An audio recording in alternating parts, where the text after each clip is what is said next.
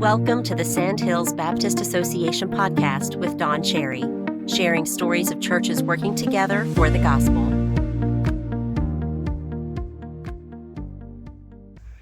Well, welcome this morning to this edition of the Sandhills Baptist Association podcast. My name is Don Cherry. I'm the Association Mission Strategist here with Sandhills Baptist Association here in Moore County, North Carolina.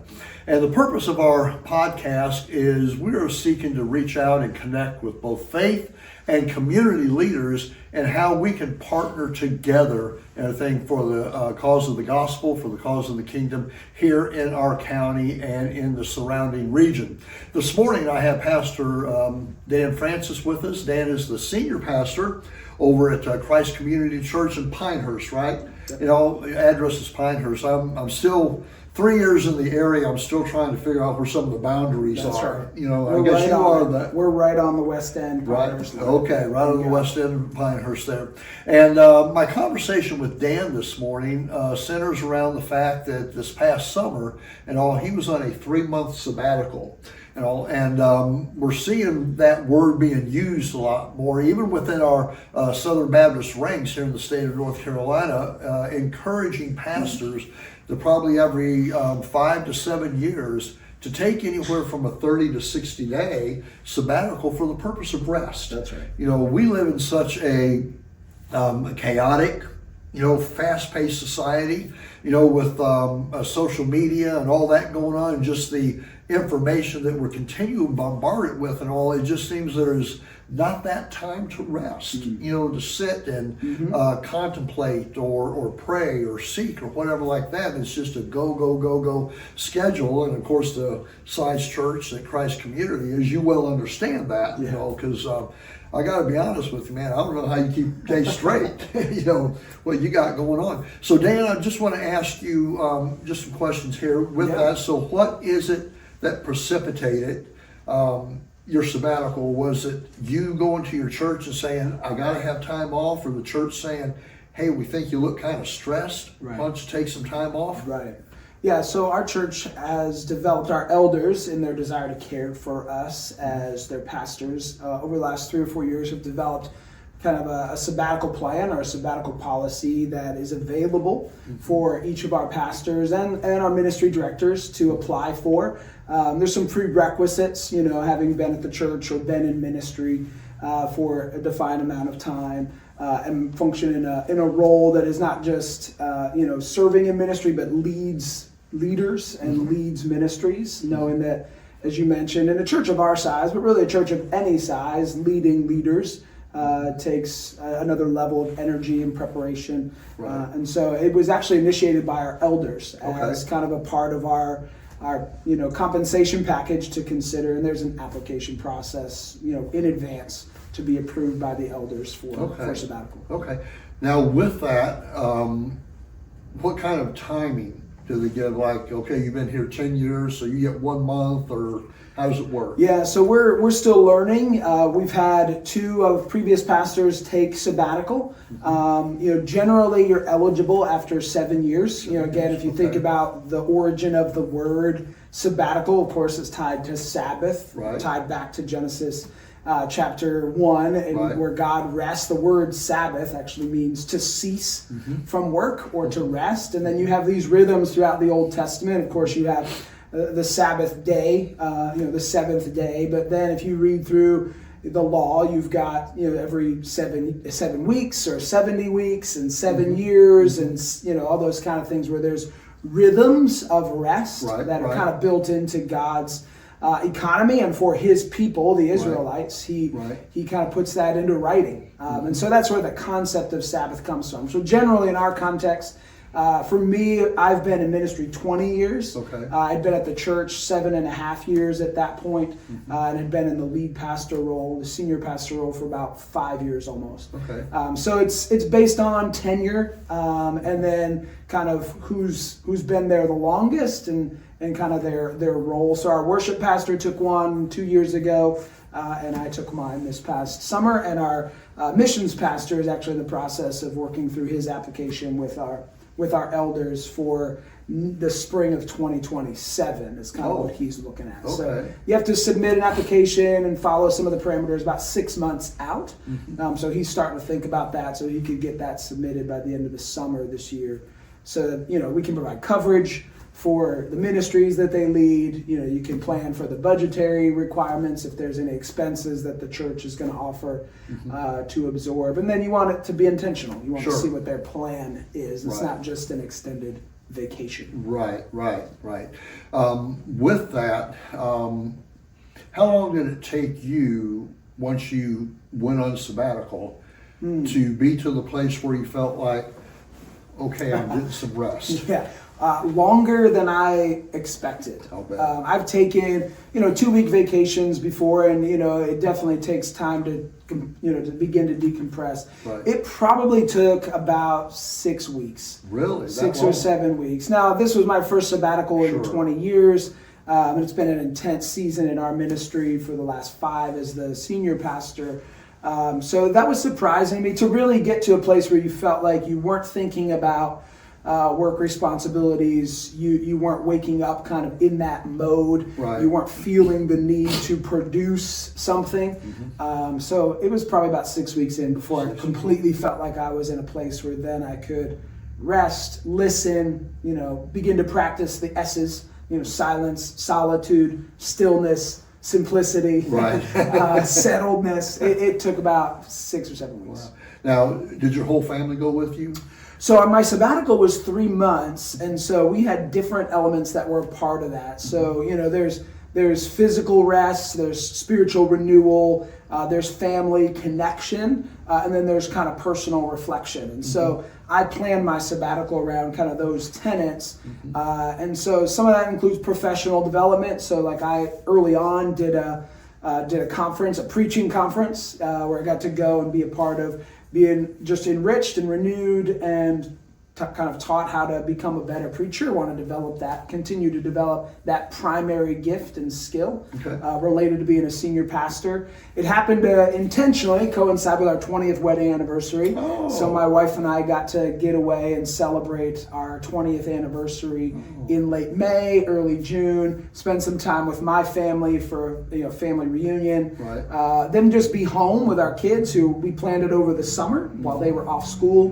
And then the kind of the keystone, there were 2 big things. One was we did a 30-day cross-country trip as a family. Piled in the car, 6,500 miles, drove out to California and back, with stops along the way with family and friends, but also did some sightseeing, as well as participated in our denominational conference. And then at the end of my sabbatical, I went on a silent retreat at a monastery up in Kentucky for a week. And that was to be in a place where you're kind of completely emptied out, rested, relaxed, where you can spend some time in silence, solitude, seeking the Lord, praying, reading scripture, writing, to begin to think about what it looks like to come back and practice the principles of Sabbath rest within the context of the rhythms of everyday life. Okay.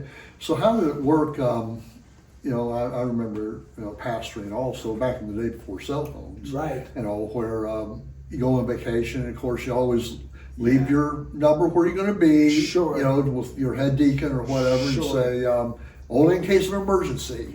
And you always get those calls, that they're not an emergency to you, but they are to somebody. And so you're on vacation, you're trying to get away from that, and you still get that. How did you negotiate the social media aspect of being gone, but yet, through your iPad, your computer, your cell phone, somebody could contact you like that? So thankfully, I'm not on social media. I've been off social media for about 5 years, so that limits that portal. And then preparation to really, now I'm blessed with a larger team and a larger church, obviously, but in any context where you're handing off responsibilities, you're prepping so people know who the point of contact is or who the avenue is as it relates to the regular, unexpected things in ministry, hospital visits, funerals. But decisions we laid out the entire sermon series for the summer, scheduled all the guest speakers or the pastors, and and communicated that to our congregation, so they knew what to expect. My executive pastor kind of became the point of contact, as well as my administrative assistant, who they were guarding, kind of filtering things. Yeah, so we were in the middle of a pastoral search for our church planting pastor, so they would call me occasionally as that process was advancing. But other than that, they did a really good job of kind of absorbing the pastoral ministry things and giving us space. Okay.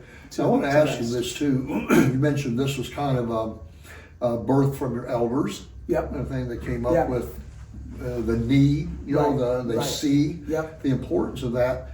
I'm sure it's something that they communicated to the church. Yes. It's going to happen. Yep. Did you have any pushback from that? So there's always kind of, I don't know if I would call it pushback. We worked hard to clearly communicate, one, the biblical origin of the idea of Sabbath and sabbatical. That ministry isn't the only institution or occupational place where sabbatical happens. It happens in academia, it happens in the medical field. It's becoming more popular to integrate into even the business world, where they'll send CEOs and even build it into their package for employees. And then being careful to communicate it's not just a 3-month vacation. Right. That there's intentional things being expected and intentional things being reported on, and that it really is a gift both to the pastor and to the church. Right. And so some of that is as the church sees the intentionality, but then also experiences the refresh on the backside. I would say I've gotten far more comments on the back end of just how refreshed, reinvigorated, reset, refocused, all your rewords, recommitted, that they can see the benefit of it, and even saw the value of empowering other leaders, whether that's your staff or your congregation, to step up and step in the absence of the senior pastor. Then you're by default kind of teaching and training your people to not view you as the sole focus or the primary person that needs to come to. You diversify kind of people's expectations. See, just what you described there is what I see is focusing on church health. Correct. Having a healthy church there. And as you and I shared this morning, that if church is going to be healthy, the pastor, 100%, your leadership has 100%. To be in a healthy place. That's the only way it can work. And you and I both know that there's a lot of wrong thinking, I believe, in our churches in all today, because in many cases a pastor or staff or whoever you want to call are often seen as employees. We're paying you, here's your job description, such as like that. Yeah. And so to have this concept of sabbatical, he's doing what? We're going to pay for a 3-month vacation. Right. There has to be that teaching, that training, because just in church context, it's not there. And I know when we first started going to church, at least in our the church where I got saved and called, such as like that, my concept was, as far as a pastor, I said, he's got it pretty easy. He comes up, speaks a couple times a week, drives a nice car, that can't be too bad. Right. But of course, people in the congregation they don't get phone calls. Right. They don't see the meetings. Right. They don't, go through any of these things that those in ministry, because it's 24/7. We understand that. We don't punch a clock. Right. It's 24/7. Yeah. And also, I was glad that you said that you prepped your people. 100%. That is so valuable, because I don't think people would understand, the intentionality behind that, and in particular that, hey, listen, this is really good for you as the church. Right. Yeah. Is that what you saw? Yeah, and we're talking about sabbatical, which is, generally a 7-year rhythm, so you figure as a pastor, you're going to take a handful of those throughout your entire career. But I think it also invites conversations about the entire concept of Sabbath and really rest. We live in a culture that, and particularly in Western civilization and American culture, that promotes, values, honors busyness, accomplishment, achievement, doing more, staying up late, getting up early. And one of the things we've taught, I did a series preaching coming out of sabbatical called Seeds, Soils, and Seasons, talking about the good soil and the seed of the gospel. Right. But how seasons and how God has even built rhythm into creation. Sure. You know, the sun rises and the sun sets, and I jokingly tell our people, I think we're going to get to heaven and we're going to talk about how tired we were living on planet Earth, and God's going to look at us and say, well, I turned the lights out. Like, I made it dark so that you were supposed to go to bed, and then you made artificial ways of keeping the lights on. You know, there's the sun, you know, you read Ecclesiastes, the cyclical, seasonal time and place for things. There's a time to work, and then there's a time to rest. But we have created artificial ways of keeping ourselves busy, and then of course technology and social media keeps us consumed with what's going on all over the world. So I think it's I think for pastors and churches, it's a bigger conversation than just we're going to give our pastor a sabbatical. I think practicing rhythms of rest. And you can do it daily. You know, if you even want to get as minute as every 7 hours in your day, you figure you wake up at, said you got up at 7 today, or I get up at 6. Well, 7 hours from that is right around lunchtime. So even just taking a half an hour to just not do work and to just be still, to practice some silence or solitude or stillness or time alone with the Lord. And then, of course, 7 hours after that, you're into your early evening and it's time to be done for the day. Right. Every 7 days, you know, every 7 weeks, you know, then you can get into every 7 years, or then you've got every 70, whatever, 49 years, 70 times 7. Yeah. Then you've got your retirement, right? Your 50 years of, you know, and there's a rest. So I think it's a larger conversation for churches about how we all live our lives that isn't just centered around, well, we're going to give pastor a 3-month vacation. And that helps build that value. And also you model and give permission for your people. So for example, our family practices Sabbath in a sense on our Friday. Friday's my day off, and it's my wife's day off, and our kids are in school, but our Friday evenings, we don't schedule things ministry-wise. And the church now knows that. In fact, so much so if I'm out at a football game or something on Friday, they're kind of surprised to see me. Like, I didn't know you did fun things on a Friday. And I say, well, I do, just not with you. Like, I do it with my family. But they even know, nobody asks anymore because you've built a rhythm. But no one can give you that permission except yourself. And giving people permission to set boundaries and live within the rhythms that God has already ordained and orchestrated, not just spiritually, but physically. That helps your people be a part of it as opposed to just quote unquote funding it. Yeah.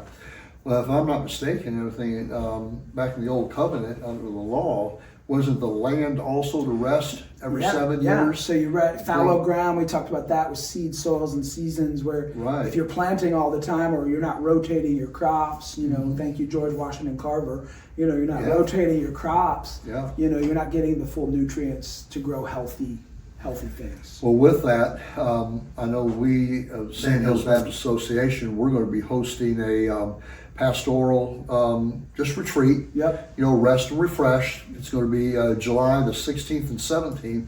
And we're dealing with just some of the things you spoke about. We're going to deal with healthy rhythms, how to have those. We're going to deal with also healthy finances and retirement. You know, man, I remember a story, Dan, church I pastored south of Cleveland.